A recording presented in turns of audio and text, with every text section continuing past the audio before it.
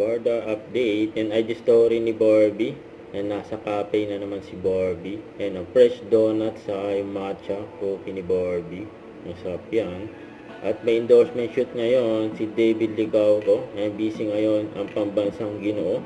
Ang kasama niya ang kanyang team ay naka yellow white outfit si David. At usap-usapan niya yun sa social media yung post ni Barbie, kaparehas ng post ni David noong August 20, 2016. Sabi dito, Baguio sounds so good right now. Yun ang parehas na parehas. Nagkataon lang ba yan? Saka to post na Universal Record Philippines. Sabi dito, may magic talaga kapag si Barbie at David ang magkasama. Yun, no? Paiwatig na ba yan ng music video ng I Think I Love You. Sabi, don't forget to listen to I Think I Love You all major stream platforms. Yun, no?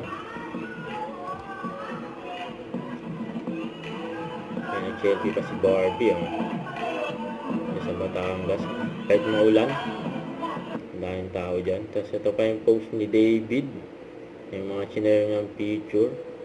Yung nasa Hong Kong siya, Australia, siyempre sa Philippines.